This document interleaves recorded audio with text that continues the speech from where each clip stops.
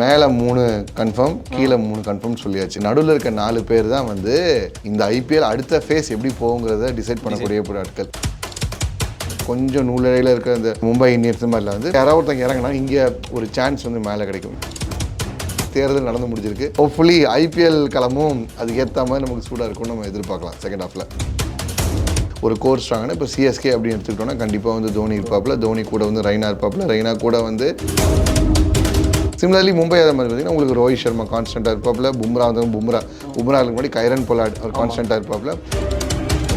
பிளேயர்ஸை motivate பண்ணுறதுக்கு என்ன பண்ணலாம், ஒரு 80 பவுன் ஒரு செயினை போட்டு பெஸ்ட் வின்னர் போட்டுட்டு பண்ண விடு. ஏன் பேட் கமின்ஸ் எனக்கு வந்து இந்த மாதிரி வந்து க்ரௌடை வந்து சைலன்ஸ் பண்ணால் நல்லாயிருக்கும்னு நினைக்கிறேன். டிக்கே அடிச்சுட்டுக்கிறாரு, ஓகே அடிக்கிட்டோம், எவ்வளோ வேணால் அடிக்கிட்டோம், நம்மளுக்கும் அடிக்கிட்டோம். ஆனால் ஆப்போசிட்டில் கவனம் காலி பண்ணால் எந்த இடத்துலேருந்து ஹர்திக் பாண்டியாவை கண்டுபிடிச்சி வார்த்தை எடுத்து அவருக்கு வாய்ப்பு கொடுத்து அவரை உருவாக்கி இப்போ இந்த லெவலில் பார்த்தா அதே இடத்துக்கு திருப்பி வராரு. ஆனால் எந்த மொமெண்ட்டில் ரோஹித் சர்மா கிட்ட இதை வாங்கணும்னு ஒரு விஷயம் செஞ்சுருக்கேன். நான் வந்து இந்த மாதிரி பணி சுமையின் காரணமாக நான் வந்து ஹர்திக் கிட்ட ஒப்படைக்கிறேன். டக்குன்னு பவுச்சரோட ஒரு இன்டர்வியூ வருது, அதில் அவருக்கு சொல்கிற கமெண்ட்டுக்கு வந்து ரோஹித் சர்மா அவங்க ஒய்ஃப் போய் வந்து கீழே வந்து கமெண்ட் அடிக்கிறாங்க.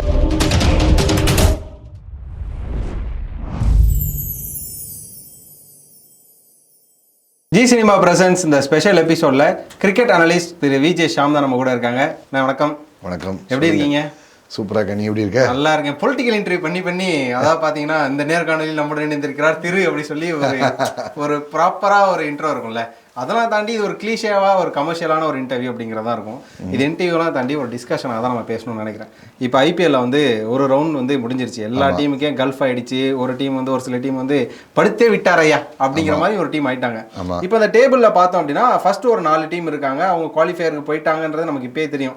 ஓரளவு குவாலிஃபயருக்கு போயிட்டாங்க அப்படின்னு சொல்லி 90%. கீழே ஒரு 3 டீம் பார்த்தீங்கன்னா அவங்களும் போயிட்டாங்க. ஆனால் அவங்க வேற குவாலிஃபயர் ஆகி போயிருக்காங்க. ஆட்டையை கலைக்கிறதுன்னு சொல்லுவாங்க ஒரு வருஷமே. யாரோட ஆட்டையை கலைக்கிறதுக்கு தயாரா ஒரு கீழே ஒரு 3 டீம் இருக்காங்க. அவங்க ஒரு பக்கம் 3 பேர் போயிட்டாங்க. இந்த இடைப்பட்ட ரெண்டுக்கும் இடைப்பட்ட ஒரு 4 டீம் இருக்காங்கல்ல, திரிசங்க நிலையில இருப்பாங்க. இவங்களுக்கான கேம் சேஞ்சஸ் எப்படி மாறும் அப்படிங்கிற ஒரு விஷயம் இருக்குல்ல, அது எப்படின்னு இருக்கு. இப்ப நம்ம வந்து மேல 3 கன்ஃபார்ம், கீழே 3 கன்ஃபார்ம் சொல்லியாச்சு. இந்த நடுவில் இருக்க 4 பேர் தான் வந்து இந்த ஐபிஎல் அடுத்த ஃபேஸ் எப்படி போகுங்கிறத டிசைட் பண்ணக்கூடிய ஆட்கள். அந்த 4 பேருங்கிறத விட 4 சிஎஸ்கே கூட விட்டுருங்க, கீழே இருக்க அந்த கீழே இருக்க அந்த 6 பேர் நினச்சா மேலே இருக்க அந்த 4 பேர் எப்படி வேணால் டாப்பிள் பண்ணலாம். ஏன்னா இப்போ வந்து ஆர்சிபிக்கோ ஒரு பஞ்சாபுக்கோ இல்லை வந்து டெல்லிக்கோ பார்த்தீங்கன்னா டோர்னமெண்ட் இஸ் ஆல்மோஸ்ட் அவுட். அவங்க நெட் ரன் ரேட்டும் பயங்கரமாக அடி வாங்கியிருக்கு, அவங்களோட லாஸும் தாறுமாறாக இருக்குது. அண்ட் அவங்களுக்கு டீம்லேயும் அந்த எரர் இருக்குது. ஏன் அந்த பொசிஷன் அவங்க இருக்காங்கிறதுக்கு அந்த எரரும் இருக்குது. அவங்க டீமாகவே ஒரு மிக்சல் எரர் இருக்க தான் செய்யுது. பஞ்சாபுக்கு வந்து அந்த பிளான் பர்ஃபெக்டாக பண்ணாலும் எக்ஸிக்யூஷனில் வந்து அந்த மிஸ் ஆகிற வந்து ஒரு 10-20% எக்ஸிக்யூஷன் மிஸ் தான் பஞ்சாப் லாஸ்ட் ஓவர் போய் லூஸ் ஆகுது. ஆர்சிபி அதே மாதிரி இவங்க பஞ்சாப் 80% பிளானிங் கரெக்டு, 20% மிஸ்னா ஆர்சிபி 75% 25% மிஸ் அப்படிங்கிற மாதிரி நம்ம சொல்லலாம். ஸோ இந்த மாதிரி மிக்ஸ் அண்ட் மேட்சாக தான் வந்து நம்ம டீம் போயிட்டு வந்துட்டுருக்குது. இப்போ இந்த டீமுக்கு வந்து என்ன மாதிரி ஒரு அப்ரோச் போகும்னா, ஓகே இழப்பதற்கு ஒன்றும் இல்லை, அடிச்சு காலி பண்ணுறதுக்கு ஒருத்தங்க சான்ஸ் இருக்குது. Party spoilers. சாம் கரன் வந்து ஒரு தடவை அந்த 2020 சீசன் அப்போ சொன்னால இனிமேல் நாங்கள் எல்லாரோட பார்ட்டியை ஸ்பாயில் பண்ணுவோம் அப்படின்னு. அந்த பார்ட்டி ஸ்பாயிலிங் அந்த விஷயத்த வந்து தாராளமாக பண்ணலாம். இந்த கீழே இருக்க அந்த 3 டீம் நல்லா நினைச்சாலே. ஸோ இந்த ஸ்பாயில் ஆகும்போது என்ன, இந்த கீழே இருக்கவங்க மேலே இருக்கணும் அடிக்கும் போது என்ன ஆகுனா, நடுவில் மாட்டிகிட்டு இருக்கிற ஒரு எல்எஸ்ஜி மாதிரி ஒரு ஜிடி மாதிரி இப்போ கொஞ்சம் நூலிழையில் இருக்கிற அந்த ஒரு மும்பை இந்தியன்ஸ் மாதிரிலாம் வந்து அங்கே யாராவது ஒருத்தங்க இறங்கினா இங்கே ஒரு சான்ஸ் வந்து மேலே கிடைக்கும். ஏன்னா உங்களுக்கு வந்து செகண்ட் ஹாஃப் ஆஃப் த லெக்கில் போகும்போது இப்போது கிரவுண்ட்லாம் ட்ரை ஆகும், இன்னும் வெயில் உக்கரமாக ஆடிட்டு போயிட்டு இருக்கும்போது பயங்கரமாக உங்களுக்கு அவுட் ஃபீல்ட் தான் பிரச்சனையே, ஃபுல்லாக ட்ரைட் அப்பாக இருக்கும். இப்போ ராஜஸ்தானே பார்த்தீங்கன்னா ஜெய்ப்பூர் விட்டு 2 மேட்ச் வந்து குவஹாத்தியில் போய் ஆடுறாங்க. அங்கே அவங்க அடாப்ட் ஆகிறாங்களா இல்லையான்னு தெரியுது. அதுக்குள்ளேயே அங்கே ஒரு டீம் உள்ளே போய் வந்து தோத்துட்டாங்கன்னா ஒன்றும் பண்ண முடியாது. நியூ ஹோம் போயிட்டாங்க. இப்போ வந்து டெல்லி வந்து கொஞ்சமாச்சும் டிசி விசாகப்பட்டினம் ஆடும்போது சென்னையோட ஜெயிச்சாங்க, அப்படியே தூக்கி அவங்களோட ஒரிஜினல் ஹோம் டெல்லியில் போயிட்டாங்க. எஸ்ஆர்ஹெச் சுற்றி காமிச்சிட்டாங்க. ஸோ அந்த புது கண்டிஷனுக்கு அப்படியே அடாப்ட் ஆவாங்க போவாங்கங்கிறதுல வந்து நம்ம ஒரு விஷயம் நம்ம பார்க்க வேண்டியது இருக்குல்ல. அந்த மாதிரி ஒரு கொலாப்ஸும் நம்ம வந்து பார்க்கலாம். மேலே இருக்க டாப் டீமாகவே நல்லா சொல்லணும்னா போன சீசன் அப்போது ஆர்ஆர் இதை விட சூப்பர் ஃபார்மில் இருந்தாங்க. எல்லா டீமையும் வந்து ஒரு கதிகலங்க வைக்கிற மாதிரி டீமாக இருந்தாங்க. ஆர்சிபியோட ஒரு மேட்ச் தோத்தாங்க. ஒரு 160-170 சொச்சம் ஆர்சிபி கிட்ட வந்து 59 சம்திங் இன்னும் ஆல் அவுட் ஆனாங்க. அப்படியே போச்சு அவங்க பிளே ஆஃப் சான்ஸு மொத்தமாக வந்து அந்த ஒரு கண்டஸ்ட்லாம் போயிட்டாங்க. ஆர்சிபி சூப்பராக ஃபைட் பேக் கொடுத்து போயிட்டு வந்துட்டு இருந்தாங்க. ஜிடியில் ஒரு கோலி வந்து ஒரு அருமையான ஒரு செஞ்சுரி அடித்து மேட்சை கையில் வச்சுருப்பாப்புல. ஜிடி சுப்மன் கில்லோட பிரில்லியன்ஸ் அவர் இந்த சலாம் போட்டு ஒரு மேட்சை முடிச்சே பண்ணுவார். ஸோ இந்த மாதிரி அன்எக்ஸ்பெக்டட் ஒரு சடன் ரைஸ் இன் ஃபார்ம் யாருக்காக வந்து அவங்க அந்த டோர்னமெண்ட்டே திருப்புற மாதிரி ஒரு இதெல்லாம் செகண்ட் ஹாஃபில் நல்லா நடக்கும். தேர்தலும் நடந்து முடிஞ்சிருக்கு. பொலிட்டிக்கல் இன்ட்ரியாக இருந்து தேர்தல் நடந்து முடிஞ்சிருக்கு. ஹோப்ஃபுல்லி ஐபிஎல் களமும் அதுக்கு ஏற்ற மாதிரி நமக்கு சூடாக இருக்கும்னு நம்ம எதிர்பார்க்கலாம் செகண்ட் ஹாஃபில். சரி, நீங்கள் சொன்ன மாதிரி இந்த கேம் வந்து சேஞ்ச் பண்ணுறதுக்கான வாய்ப்புகள் இவ்வளோ பேருக்கு இருக்குது அப்படின்னு சொல்கிறீங்களே. இப்போ மும்பையோட மேட்ச் பார்க்குறப்பலாம் நம்மளுக்கு எப்படி தோணுதுன்னா, நமக்கே தெரியும் ஐபிஎல் என்ன சொல்லுவாங்க, 2 டீம்ல ஏதோ ஒரு டீம் கப் வாங்க போகுது, அதுக்காக மீதி இருக்கிற டீம் அப்படிங்கிற ஒரு விஷயத்தை சொல்லுவாங்க. சொல்ல போனா ஐபிஎலோட ஆண்டைஸ் அப்படிங்கிற ஒரு அறமொழியை பார்த்தீங்கன்னா ஒரு பக்கம் சிஎஸ்கேவும் இன்னொரு பக்கம் மும்பைக்கு தான் வரும். ஆனால் இந்த 2 டீமும் இப்போ ஒரு 200 அடிக்கிறதுக்கு ஸ்ட்ரகிள் பண்றாங்கன்னு நம்ம பார்க்கும்போது இதுக்கு என்ன ஒரு வித்தியாசமான இருக்கு? இப்போ ஐபிஎல் ஆரம்பிக்கப்பட்ட போது வந்து அவங்க கரெக்டாக ஒரு ஐகானை வச்சு ஐகான் பேஸ் பண்ணி எவன் அதிகமாக காசு வைக்கிறாங்களோ அவங்கள வச்சு பிட் பண்ணி எடுத்து வந்துட்டாங்க. அதுக்கப்புறம் ஆக்ஷன் சொல்லிட்டு அந்த டீம் கொஞ்சம் கலைச்சி போட்டு அவங்க திருப்பி ரீஆர்க் பண்ணுறாங்க. இந்த ஒரு 2008 அந்த ஒரு 19, 20 அந்த 21 காலகட்டம் வரைக்கும் இந்த டீம் 2 பேரும் என்ன பண்ணாங்கன்னா ஒரு கோர் ஸ்ட்ராங்காக வச்சுக்குவாங்க. அந்த கோரை சுற்றி மற்றவங்களும் டெவலப் பண்ணுவாங்க. ஒரு கோர் ஸ்ட்ராங்கான இப்போ சிஎஸ்கே அப்படின்னு எடுத்துக்கிட்டோன்னா கண்டிப்பாக வந்து தோனி இருப்பாப்புல, தோனி கூட வந்து ரெய்னா இருப்பாப்புல, ரெய்னா கூட வந்து உங்களுக்கு வந்து அஸ்வின் இருப்பாப்புல, அஸ்வின் போனவங்க ஜடேஜா இருந்தாப்புல, ஒரு ஃபாரினர் ஸ்லாட்டில் பிராவர் இருப்பார். இந்த 4 பேர் வச்சுருக்கும்போது அவங்க என்ன பண்ணிடுவாங்க, ஒரு கீப்பர் ரெடி, ஒரு கீப்பர் கம் பேட்டர் ரெடி, ஒரு மிடில் ஆர்டர் பேட்ஸ்மேன் ஒருத்தர் ரெடி, ஒரு போலர் ரெடி, ஒரு ஆல்ரவுண்டர் ரெடி. ஸோ இதை வச்சு உங்களுக்கு அந்த சரௌண்டிங் ஃபில் பண்ணுவாங்க. இப்படி தான் அவங்க இப்படி 4 பேர் கோரை வச்சுக்கிட்டாலும் திருப்பி ரிட்டன்ஷன் கார்டு இல்லை match right to match card use பண்ணும்போது ஒரு ஃபேஃப் டு ப்ளஸியோ ஒரு முரளி விஜயோ ரீட்டைன் பண்ணி வச்சுக்கிட்டு க்ளீன் பண்ணி அந்த ஒரு கோரை ரெடி பண்ணி விட்டுருக்காங்க. சிமிலர்லி மும்பை அதை மாதிரி பார்த்தீங்கன்னா உங்களுக்கு ரோஹித் சர்மா கான்ஸ்டண்ட்டாக இருப்பாப்புல, பும்ராவுக்கு முன்னாடி கைரன் பொலாட் அவர் கான்ஸ்டண்ட்டாக இருப்பாப்புல, கைரன் பொலாட்க்கு அடுத்து லசித் மலிங்கா கான்ஸ்டண்ட்டாக இருப்பாப்புல. அதுக்கப்புறம் வந்து யாரோ யங்ஸ்டர் வச்சுருப்பாங்க, அன்கேப்டு இந்தியன் பிளேயர்ஸ் யாராவது 2 பேர் யூஸ் பண்ணி வச்சுக்கோங்க. இப்படி ஒரு கோர், இந்த கோர் ரிட்டன்ஷனை பர்ஃபெக்டாக இந்த டீம் பண்ண ஆரம்பித்தாங்க. அதுதான் வந்து அவங்க 2 பேருக்கிட்டையும் இப்போ வரைக்குமே 17 வருஷமாக நம்ம 17வது சீசன் ஆனாலும் 10 ட்ராஃபீஸ் வந்து இவங்க 2 பேர்கிட்ட இருக்க காரணம் என்னன்னா அவங்க 2 பேரும் இந்த கோரை ஒழுங்காக மெயின்டைன் பண்ணுறது. அவங்க ஆக்ஷனுக்கு போகும்போது, அவங்க ஆக்ஷன் டேபிளுக்கு போகும்போது நமக்கு யார் தேவை என்ன தேவைங்கிறத பர்ஃபெக்டாக எடுத்துகிட்டு போயிட்டு வந்துட்டு இருந்தாங்க. அது வரைக்கும் அவங்க 2 பேருமே அந்த சரிக்கு சமமாக எடுத்துகிட்டு போயிட்டு வந்துருந்தாங்க. எங்கள் சிஎஸ்கே கொஞ்சம் மேலே ஏறிச்சு, மும்பை மிஸ் ஆச்சுன்னு பார்த்தீங்கன்னா இந்த 2 டீம்லையும் எப்போவுமே அந்த ஒரு பர்ஸை பிரேக் பண்ணிட்டு பெரிய ஒரு பர்ச்சேஸ் வந்து என்றைக்குமே பண்ணதில்லை. அவங்க ஆரம்ப கட்டத்துலேருந்து இந்த ஒரு 2020-21 வரைக்கும் பெரிய இதுக்கு போனதே இல்லை. 2 புது டீம் வருது, 2 புது டீம் வரும்போது இன்னும் காம்படிஷன் அதிகமாகுது. இது வரைக்கும் நீங்கள் 6 பேர் கூட காம்பீட் பண்ணி நீங்கள் வந்து ஒரு ஆக்ஷன் பிட் எடுக்கிறீங்கன்னா இன்னொரு 8 பேர் எடுக்க வேண்டியதாக இருக்குது. அப்போ நீங்கள் கொஞ்சம் உங்களோட அந்த காம்பினேஷனோ இது டிங்கரிங்கோ மாற்றி கீத்தி பண்ண வேண்டியதாக இருக்கிறச்ச அந்த ஒரு பெரிய பட்ஜெட்டுக்கு போய் காசு போட வேண்டியது. டபுள் டிஜிட்டில் வந்து இவங்க உங்களுக்கு 2008 நீங்கள் எடுத்து பார்த்தீங்கன்னா யாருக்குமே பெருசாக இன்வெஸ்ட் பண்ணியிருக்க மாட்டாங்க இந்த 2 டீமும் பார்த்தீங்கன்னா. பட் ஃபஸ்ட் டைம் வந்து இஷான் கிஷனுக்கும் ஒரு மும்பை இந்தியன்ஸும் அந்த பக்கம் தீபக் சாருக்கு எடுக்கும்போது ஏன் இப்போது கீப்பிங் பேட்ஸ்மேனே இந்தியாவில் இல்லையான்னு கேட்டால் இருக்காங்க.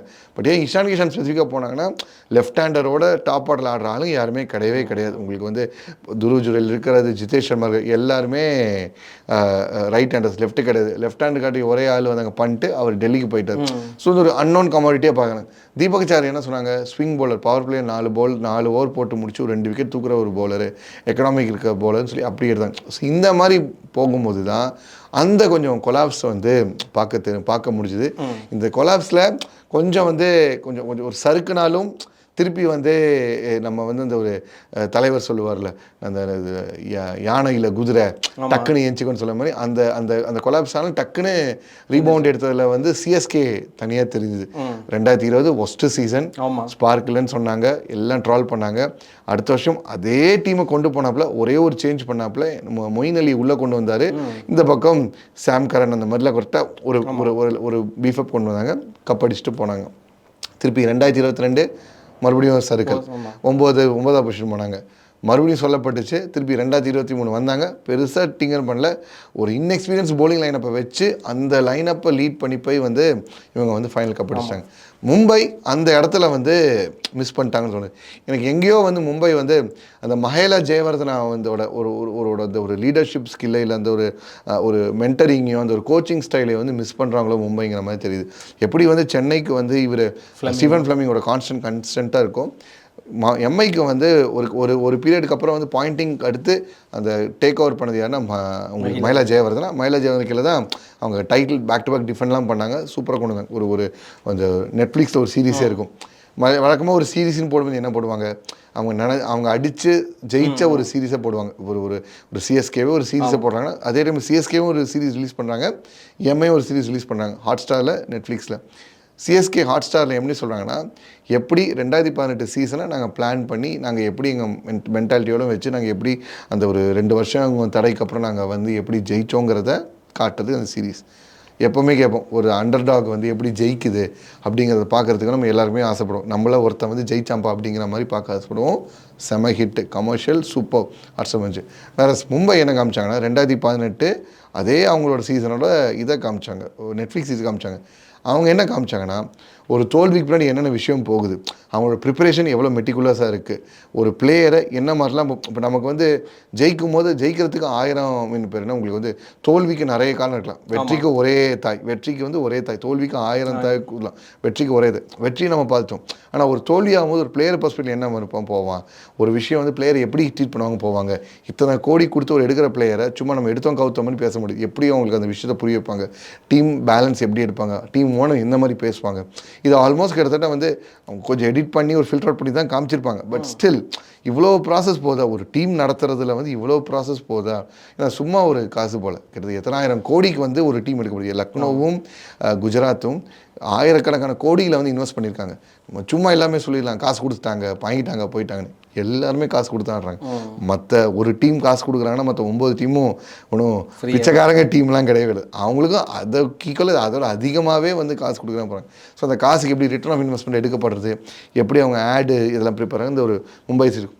ஸோ இந்த விஷயம் வந்து கொஞ்சம் பவுச்சர் கிட்ட அந்த மாதிரி விஷயம் வரலையோ. ஏன்னா பவுச்சர் அவர் சவுத் ஆஃப்ரிக்கா போன போதே வந்து கொஞ்சம் அந்த அங்கே இந்த ரிசர்வேஷன் பாலிசி கொஞ்சம் உள்ள அந்த டிக்கெட் ஏபிடி வில்லியர்ஸ் த சூப்பர்மேன் 360 வந்து ரிட்டையர்மெண்ட்லாம் போகிற திருப்பி அவரை கூப்பிட்டு வர போகிறேன்னு எதாவது பண்ணிட்டு கொஞ்சம் அங்கேயே கொஞ்சம் கொலாப்ஸ் ஆக வச்சவர்.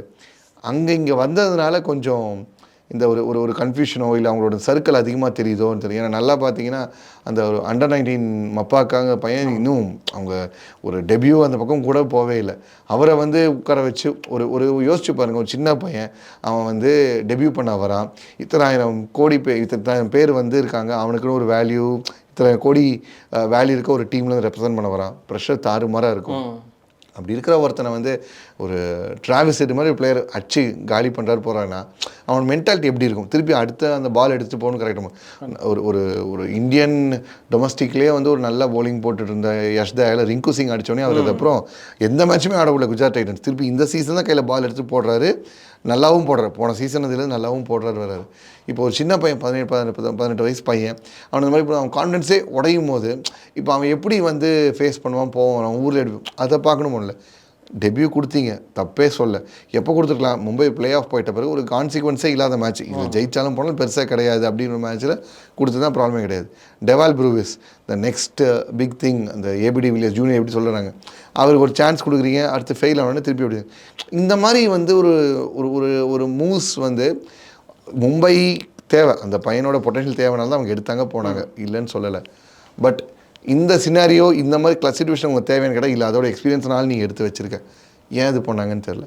ஸோ இந்த சர்க்கிள் சிஎஸ்கே நீங்கள் சொல்ல அந்த ஆண்டையில் அவங்க அந்த அவங்களோட கோப்பை வந்து கரெக்டாக வந்து ஈக்குவல் பண்ணி வச்சுட்டாங்க. மும்பை சர்க்கிள் காரணத்துக்கு இதுதான், இவங்க மேலே இருக்கிறது இவங்க இப்போ கீழே இருக்கிறது காரணமே இதுதான். இந்த ஒரு விஷயம் தான் நீங்கள் சொல்லும் போது நம்ம வந்து பார்ப்போம். இப்போ வந்து ஒரு சிஎஸ்கேவாக இருக்கட்டும், அதுக்கப்புறம் மும்பையாக இருக்கட்டும், இந்த கேப்டன்சியெல்லாம் எப்படி இருந்தது அப்படிங்கிறத பார்த்தோம். எஸ்ஆர்ஹெச் அப்படிங்கிற ஒரு டீமை இப்போ பார்த்து எல்லாருமே வாயப்புல வரும், இறங்கினாலே. அதுவும் லாஸ்ட்டெல்லாம் பார்த்தீங்களா 5 ஓவருக்குலாம் 100 அடிச்சிட்டாங்க. 125. இப்போ மும்பை மேட்ச் நடந்துட்டு இருக்கு. இந்த இன்டர்வியூ டெலிகாஸ்ட் ஆகும்போதெல்லாம் கண்டிப்பாக மேட்ச் முடிஞ்சு யாரோ ஒருத்தவங்களுக்கு பட்டி படுக்க கட்டி விட்டுருவாங்க. அப்போ அந்த மேட்ச் பார்க்கும்போதே நமக்கு தெரியுது, மும்பை பார்த்தீங்க அப்படின்னா 36க்கு 4 விக்கெட் ஆகிட்டாங்க. SRH 5 ஓவருக்கு 100 அடிக்கிறாங்க. அந்த கேப்டன்சி பவர்னு ஒன்று இருக்குல்ல, பேட் கமின்ஸோட ஒரு கேப்டன்சிங்கிறதானே இங்கே வந்து நல்லா இருக்குது. ஆமாம், உங்களுக்கு போன சீசன் வந்து டிசியும் SRH தான் வந்து ஹோமில் மட்டும்தான் ஒரு ஜெயிச்சு, மற்ற எல்லா மேட்சும் தோற்ற ஒரு டீமை சொல்லுவேன். அதெல்லாம் பாதாளத்தில் இருந்துச்சு. அந்த டீமோட மேட்ச்சில் 2 பாயிண்ட் கொடுத்துருவாங்கப்பா போயிருப்பா, அந்த மாதிரிலாம் ட்ரால் செய்யப்பட்டுச்சு. SRH வந்து அவ்வளோ ஒரு பரிதாபமான டீம் எடுக்கிறாங்க, காவியா மாறன் சோகமாக இருக்கிறான்னு சொல்லிட்டு மீம்ஸ் வந்துச்சு. தலைவரே ஆடியோ லான்ச் ஜெயலலிதா அப்படின்னு சொல்லிட்டு போயிட்டாரு. அது எப்படியோ அவங்க வேதவாக்காக எடுத்தாங்களா என்ன பண்ணாங்கன்னு தெரியல. ஃபஸ்ட்டு அவங்களுக்கு எங்கே வந்து ஒரு சேஞ்ச், ஒரு பிலீஃப் வர ஆரம்பிச்சதுன்னா, அவங்க இதே டீமை வந்து சன்ரைசர்ஸ் வந்து அவங்க சவுத் ஆஃப்ரிக்கன் T20 லீக்கில் அடிக்கிறாங்க. சவுத் ஆஃப்ரிக்கன் T20 லீக்கில் ஃபார்ம் பண்ண டீமு 2 சீசனுமே வந்து கப் அடிச்சிருச்சு. ஃபஸ்ட் சீசன் இன்னாகரல் சீசன் சரி ஓகே ஏதாவது ஜஸ்ட் லைக் இதில் அடிச்சிட்டாங்கப்பான்னு சொன்னால், செகண்ட் சீசன் ஒரு ஆப்போனண்ட்டாக வந்து டெசிமேட் பண்ணி அவங்க வந்து கப் அடித்து வச்சுருக்காங்க. ஸோ அவங்களுக்குள்ளே ஒரு ரிட்டென்ஷன் என்ன வருதுன்னா, ஓகே அங்கே ஜெயிக்கும் போது இங்கே நம்ம ஜெயிக்க முடியாது, என்னென்ன அப்ரோச் பண்ணலாம், ஓகே ஒரு ஃபியர்லெஸ் கேப்டனை கொண்டு வரலாம். ஃபியர்லெஸ் ஆசனில் எதை பற்றியும் கவலைப்படாத, நீ போய் என்ன வேணால் பண்ணு, கேப்டனுக்கு ஃபுல் ஃப்ரீடம் இருக்கணும். அந்த மாதிரி கேப்டன்சி கொடுக்குறாங்க. ஓகே கொடுத்த என்ன பண்ணலாம், பிளேயர்ஸை மோட்டிவேட் பண்ணுறதுக்கு என்ன பண்ணலாம், ஒரு 80 பவுன் ஒரு செயினை போட்டு பெஸ்ட்டு வின்னர் போட்டுட்டு பண்ண விடு. எண்ட் ஆஃப் த சீசன் எவன் அதிகமாக வந்து அந்த செயினை வந்து நிறைய அவனுக்கு ஓன் பண்ணி கொடுத்துட்டு போயிடு. இந்த மாதிரிலாம் ஒரு மோட்டிவேஷன் வரும். என்ன தான் வந்து பணத்துக்கு மயங்காத ஆள் இருக்கா என்ன. ஸோ அந்த மாதிரி ஒரு டாக்டிக் கொண்டு வர. சரி இது ரெடி பண்ண டீம் எப்படி பேக்கப் பண்ணுறது போகிறது வருது. ஆல்ரெடி உங்களுக்கு எய்டன் மார்க்ரம்னு ஒரு கேப்டன் பண்ண பிளேயர் இருக்கிறாரு, மார்க்கோ யான்சன் ஒரு பிளேயர் இருக்கிறாரு. இது இப்போ நம்ம டீமில் என்ன மிஸ்ஸிங் இருக்கும்போது கூட்டா ஒரு ஃபாரின் பேசுகிற கூட்டம்னு சொல்லிட்டு யார் எடுத்தாங்கன்னா பேட் கமின்ஸ் எடுத்தாங்க. ஏன் பேட் கமின்ஸ் அப்போ வந்து இந்த ஆக்ஷன் வந்த போதில் என்ன இருக்காரு, ஒரு வேர்ல்டு டெஸ்ட் சாம்பியன்ஷிப் அடித்து வச்சிருக்கிறாரு. அடுத்து வேர்ல்டு கப்பையும் ஜெயிச்சது. வேர்ல்டு கப்பை சும்மா ஜெயிக்கல, சொல்லி ஜெயிச்சாப்புல. எனக்கு வந்து இந்த மாதிரி வந்து க்ரௌடை வந்து சைலன்ஸ் பண்ணால் நல்லாயிருக்கும்னு நினைக்கிறேன். நம்ம என்ன பண்ணுவாங்க, இது வந்து அந்த ஒரு முகமது அலி ஸ்டைல் ஆஃப் ஒரு மோட்டிவேஷன், இல்லை அவங்களோட அந்த ஒரு ஸ்போர்ட்ஸ் சைக்காலஜியில் சொல்லுவாங்க. முகமது அலி என்ன பண்ணுவாங்கன்னா, ஒரு மேட்ச்சுக்கு முன்னாடி இந்த மாதிரி அவரோட பாக்ஸிங் மேட்ச் இருக்கிற முன்னாடி வந்து ப்ரெஸ்ஸோ இல்லை ரேடியோ கேட்கும்போது, நான் அப்படி பறக்கணும் இப்படி பறக்கணும், அவன் குத்துல அவன் பல்லு பறக்கும், அவன் இப்படி ஆகும் அப்படிங்கிற சொல்லிட்டு பயங்கரமாக வந்து பேசி விட்டுருவார், வந்துடுவார். ஸோ பேசிவிடும்போது ஒரு பார்க்குறவன் என்ன ஒன்று பயந்துருவான், என்னடா இப்படி சொல்கிறான், நம்ம பார்த்ததே கிடையாது, நம்ம இத்தனை தூரம் முடிக்கலாம் போகிறதுல ஒருத்தன் பயந்து உள்ளே வருவான். இல்லை என்ன பண்ணுவான், என்னை அப்படியாடா சொன்னேன், உன்னை பாரு நான் யாருன்னு காட்டுன்னு சொல்லிட்டு இந்த ஒரு திறந்தவனே ரவுண்ட் அடிக்கும்போது ஒரு ரேஜிங் புல்லாக வரும்போது என்ன பண்ணுவாப்புல, பயந்துருக்கிறவன் இருந்தால், அவன் பயந்தவனாக இருந்தால் இவரோட கொஞ்சம் அக்ரெசிவ் காமிச்சாலும் அடித்து முடிச்சு காலி பண்ணிடலாம். ஒருத்தன் சூப்பராக வந்து ஃபயராக வரானா, அடி உன்னால் எவ்வளோ அடிக்க முடியும், இந்த ரோப் த டோப்னு ஒரு கான்செப்ட் சொல்லுவாங்க. அழகாக வந்துச்சுட்டு மொத்தமாக வாங்கிட்ட பிறகு அவன் எனர்ஜி டவுன் ஆகும்போது அப்போ அடி விழும், ஆள் காலி. எனக்கு தெரிஞ்ச சன்ரைசர்ஸ் வந்து பேட்ரிக் கமின்ஸ் அந்த மாதிரி ஒரு மென்டாலிட்டி இருக்க ஒரு பிளேயராக கூப்பிட்டு வந்தாங்களா என்னன்னு தெரியல. நல்ல ஒரு எக்ஸாம்பிள் இந்த சீசன்லேயே சொல்லணும்னா சிஎஸ்கேயோட மேட்ச். அதுக்கு மேட்ச்சுக்கு முன்னாடி ஒரு வீடியோ விடுறாங்க, இந்த மாதிரி தோனியோட ஸ்மார்ட்னஸுக்கெலாம் ஒன்றும் பண்ணவே முடியாது எனக்கு, அவர் வந்து வேறு லெவல் அப்படின்னு சொல்கிறார். எல்லாம் வந்து மீம்ஸ் பறந்துச்சு. ஓகே இந்தியாவை தோக்கடிச்சதுக்கு தலை தோனி வந்து ரிவெஞ்ச் எடுக்க போகிறாரு வந்துச்சு. நடந்தது என்னன்னு நமக்கு நல்லாவே தெரியும். நம்ம அது நடந்த மேட்ச் போய் சொல்ல வேணாம்.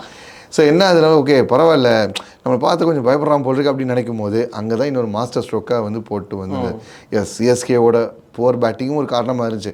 பட் அந்த பேட்டிங்கையும் அவங்கள பண்ண வைக்கிறது நீங்கள் போலிங் கரெக்டாக எக்ஸிக்யூட் பண்ணாங்க. சிவம் டுபே ஒரு பக்கம் மேட்சை பொழந்து தள்ளிட்டு இருந்தார். அவர் தூக்கிட்டதுக்கப்புறம் மேட்ச் அப்படியே கண்ட்ரோலில் கையில் எடுத்தாங்க.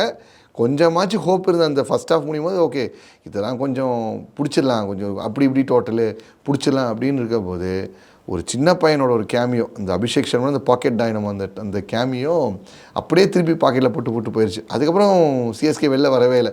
கடைசியில் உங்களுக்கு மொயின் அலி 2 விக்கெட் எடுத்தார் போனார். பட் ஆனால் மேட்ச் முடிஞ்சு ரொம்ப நேரம் ஆச்சு, கேட்ச் ட்ராப் பண்ணாங்க. இல்லை பேட் கமின்ஸோட அந்த கேப்டன்சி அங்கே ஒரு மிகப்பெரிய இம்பாக்டை கொண்டு வந்துட்டுருக்குது.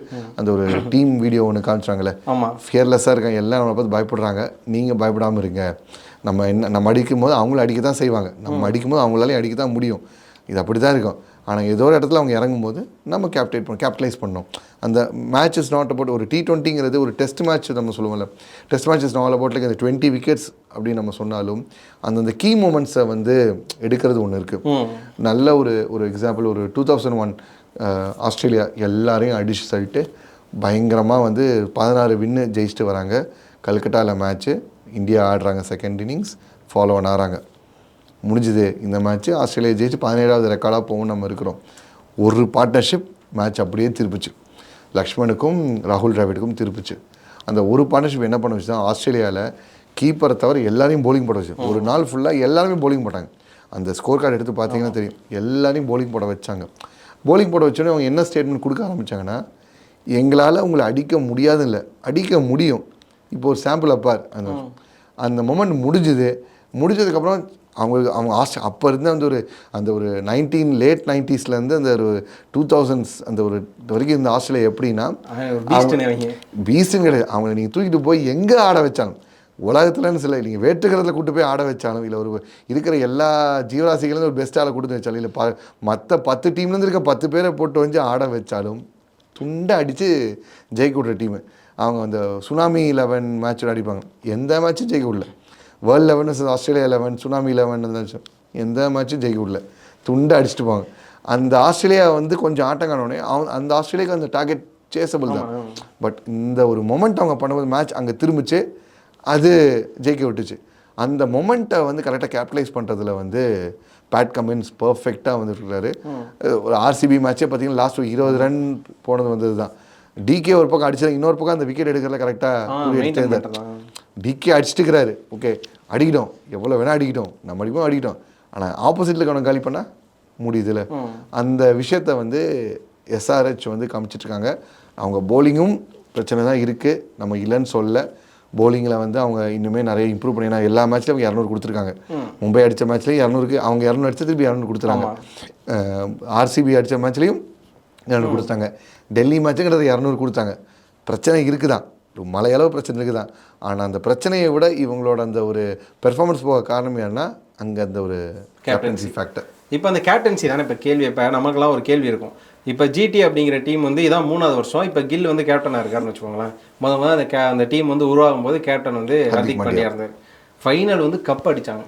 போன வருஷம் ஃபைனலுக்கு வந்தாங்க. மும்பை பீட் பண்ணி ஃபைனலுக்கு வந்து அப்பயுமே டஃப் ஃபைட் கொடுத்தானே வந்து ஒரு பால் மாற்றி அந்த ஒரு பால் இல்லைன்னா சிஎஸ்கேக்கு 4 கப்பு தான் வச்சுங்களேன். டஃப் கொடுத்து தான் போன மேட்ச்மே விளாண்டாங்க. அப்படி ஒரு டீமை ஃப்ரெஷ்ஷாக கொண்டு வந்து ஒரு டீமை ஆன்டைஸ்ன்னு சொல்லக்கூடிய எல்லா டீமே அடித்து கப் எடுத்து இன்னொரு ஃபைனலுக்கு வந்த அந்த ஹர்திக் பாண்டியோட கேப்டன்சி மும்பையில் வந்து எங்கே தவறுது அப்படிங்கிற ஒரு கேள்வி இருக்கும்ல. நம்ம இது முன்னாடி நம்ம வேற பேசின வீடியோஸ்லையும் சொன்ன அந்த விஷயம் தான் சொல்லியிருக்கோம். அங்கே வந்து ஹர்திக் பாண்டியா நீங்கள் சொன்ன மாதிரியே ஒரு யங் ஃபார்ம் டீம்.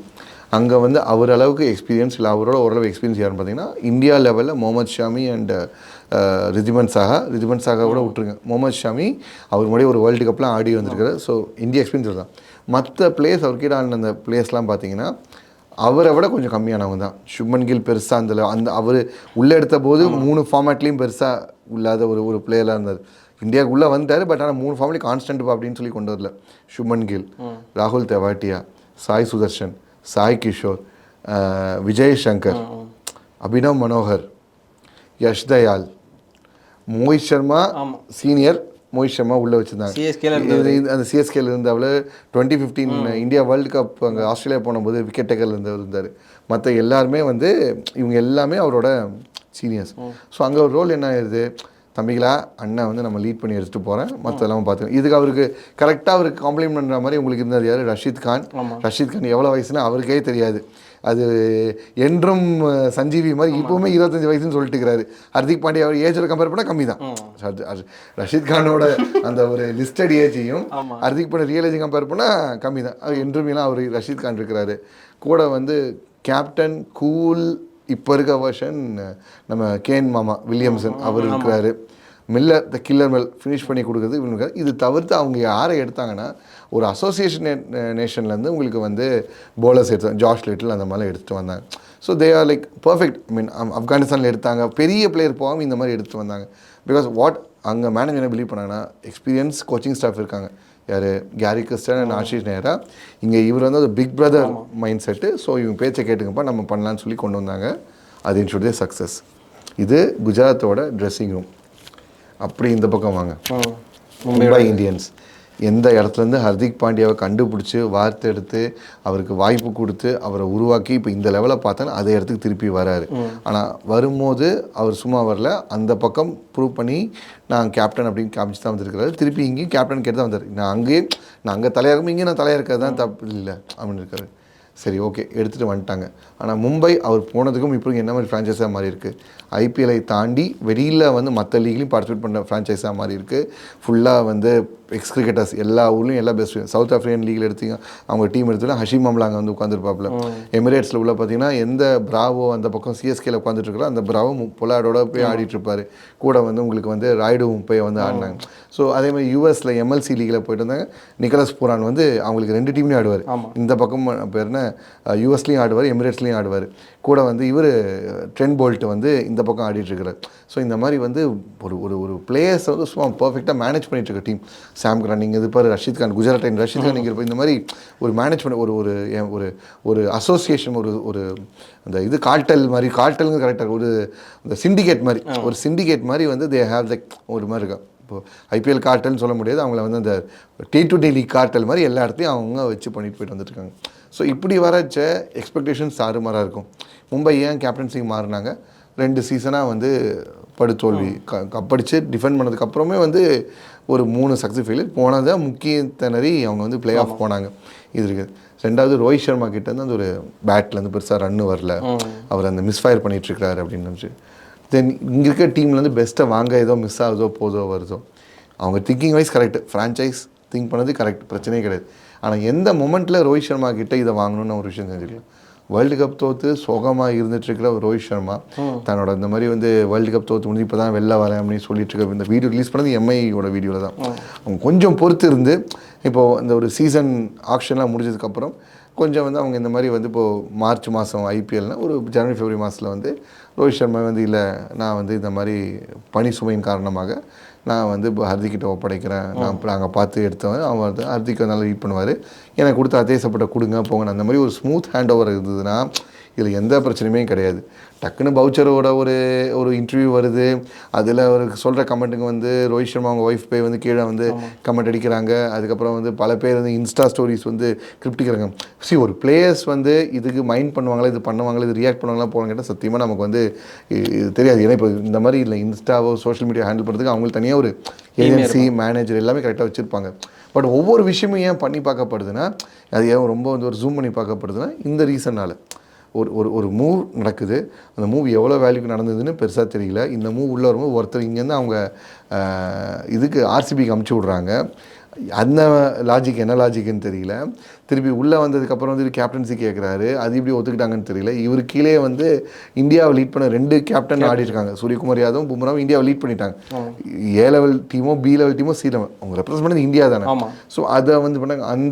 அந்த அவங்களுக்கு கேப்டன்சி கூட எங்கே போனாங்கன்னு தெரியல. இப்படி ஏன் இருக்கும்போது ஃபேனுக்கு என்ன அது ஒரு சோகமாக வந்து உட்காந்துருக்க ரோஹித் சர்மா அவங்ககிட்ட எடுத்துட்ட பிறகு இந்த மாதிரி நடக்கும்போது ஓகே இவங்களை நம்ம வந்து வேண்டே பண்ணிட்டாங்க போயிட்டாங்க. ஹர்திக்கும் என்ன பிரச்சனைனா அங்கே லீட் பண்ணுறது வேறு, இங்கே ஒரு சிண்டிகேட்டாக இருக்கிற போது எல்லாத்துக்கும் ஸ்பெஷலிஸ்ட்டு, எல்லாத்துக்கும் ஒரு பெஸ்ட்டு, எல்லாத்துக்கும் உங்களுக்கு தேவையான எல்லாத்துக்கும் கொண்டு ஆள் இருக்கும்போது ஒரு டீம் ஆஃப் சூப்பர் ஸ்டார்ஸை வந்து ஹேண்டில் பண்ணுறது கொஞ்சம் கஷ்டம். இப்போது அவங்க டாப் ஆட்டே எடுத்திங்கன்னா இஷான் கிஷான், ரோஹித் சர்மா, சூரியகுமார் யாதவ், திலக் வர்மா, ஹர்திக் பாண்டியா 5 பேரும் இந்தியா ஆடினவங்க. பும்ரா எடுத்திங்கன்னா பும்ராவும் சேர்த்து, பியூஷ் சாவ்லா எடுத்திங்கன்னா பியூஷ் சாவ்லையும் சேர்த்துட்டு கிட்டத்தட்ட 7 பேர் இந்தியாவுக்கு ஆடினவங்க. மும்பை இந்தியன்ஸ்னு பேருக்கு ஏற்ற மாதிரி அவங்க எல்லாமே இந்தியாவுக்கு ஆடினவங்க தான். மும்பை இந்தியன்ஸ் தான் வச்சுருக்காங்க. ஃபாரினர்ஸ் அவங்க எடுத்தாலும் ஃபாரினர்ஸ் வந்து உங்களுக்கு வந்து இப்போ என்ன ஹெவியாக காசை போட்டு ஒரு சின்ன டேலண்ட்டோ யங் ப்ரொடியூசர் டேலண்ட்டோ இன்வெஸ்ட் பண்ணி எடுத்துருவாங்க.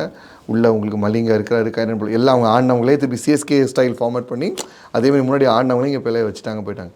ஸோ இந்த சூப்பர் ஸ்டார் டீம் ஹேண்டில் பண்ணுற இடத்துல கொஞ்சம் ஹர்திக் பாண்டியா சொதப்பினாரோ, அதுவும் அந்த க்ரௌட் ப்ரெஷர், அந்த சோஷியல் மீடியா ப்ரெஷர் அதெல்லாம் மைண்டில் ஓடிச்சா அது நமக்கு தெரியாது. ஒரு பிளேயர் அங்கே ஆடும்போது அவங்க இதெல்லாம் எடுத்துக்கிட்டு ஆடுறாங்களா, இல்லை அவங்க எத்தனை தடவை வந்து ஃப்ரீக்வெண்ட்டாக இதை பார்க்குறாங்க போகிறோம் நமக்கு தெரியாது. இப்போ நேற்று முன்னாடி ஹர்திக் பாண்டியா ஏதோ போஸ்ட் போட்டிருந்தார், சியூ ஜெய்ப்பூர் ஏதோ சம்திங், சியூ வேங்கடே ஏதோ சம்திங் ஏதோ போட்டிருந்தார். ட்ரால் பண்ண ஆரம்பிச்சிட்டாங்க. ஏன்னா ஒரு வன்மத்தோடு அவர் ஒரு மாதிரி நெகட்டிவ் ஷேட்லேயே வந்து காட்ட ஆரம்பிச்சிட்டாங்க, போய்க்க ஆரம்பிச்சிட்டாங்க. இப்போ இன்னும் ஹர்திக் பாண்டியா வந்து காசை விட்டுட்டு நான் வரேன்னு சொல்லி வந்த மாதிரி இல்லை, ஃப்ரான்ச்சைஸ் கேட்டுச்சு, அந்த ஃப்ரான்ச்சைஸி ஓகே சொன்னாங்க, அப்படி தான் இந்த ட்ரான்ஸ்ஃபர் நடந்திருக்கு. எவ்வளோ நடந்து எப்படி நடந்தது, ஸ்மூத்தில் நடந்தால் நமக்கு தெரியாது. பட் வெளியில் அது காட்டப்பட்ட பிம்பம் வந்து வேறு விதமாக ஆச்சு. இதோட நான் பேரலல் நான் எங்கே நான் பார்க்குறேன்னா, சிஎஸ்கே 2022 ஜட்டு கிட்ட அந்த கொடுத்து கேப்டன்சி கொடுத்து வந்து அந்த விஷயத்தை பார்க்குறேன். டிசிஷன் எடுத்தாங்க மேனேஜர். பட் இங்கே என்னென்னா ஜட்டுக்கு வந்து ஃப்ரான்ச்சைஸோட சப்போர்ட் இருந்துச்சு, இப்போ ஃபேன்ஸோட சப்போர்ட் இருந்துச்சு, ஃப்ரான்ச்சைஸ் சப்போர்ட் இருந்துச்சு. பட் அவரால் அந்த ப்ரெஷரை டேக்கிள் பண்ண முடியல. அவரால் ஜட்டு எங்கே வந்து ஜட்டுவை பூ பண்ணல, ஜட்டு இந்த மாதிரி வந்து சிரிச்சிட்டு போயிட்டு கலாய்ச்சிட்டுல, ஜட்டு அவுட் ஆனால் வந்து கைத்தனல, அதெல்லாம் அடுத்த சீசனாக வந்துச்சு. அதுக்கே அவர் மனுஷன் கோவப்பட்டார் போனார் வந்தார். ஏன்னா பட் அது அவங்க அன்பின் மிகுதின்னு காமிச்சாலும் இந்த மாதிரி ஆள். பட் ஹர்திக் பாண்டியா அப்படியே உள்ட்டாவாக நினச்சி கிரவுண்டில் வந்து அவர் எந்த கிரவுண்ட் போனாலும் அவர் ஒரு மாதிரி பண்ணுறது போகிறது.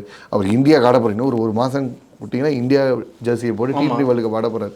அதையும் வந்து பண்ணோடனே அவரோட அந்த ஒரு எப்போ நம்ம ஒரு சூப்பர் ஸ்டார் டீமை ஹேண்டில் பண்ணோம், அந்த ப்ரெஷரை நான் பார்ப்பேன்னா, டீம் தோத்துட்ருக்குது அதுக்கு நான் பதில் சொன்னேன் அதை நான் பார்ப்பேன்னா, இல்லை இந்த மாதிரி வந்து சோஷியல் மீடியாலையும் என்ன கிரவுண்ட்லையும் இந்த மாதிரி டான் பண்ணாலும் இதெல்லாம் நான் ஃபோக்கஸ் பண்ணணும்.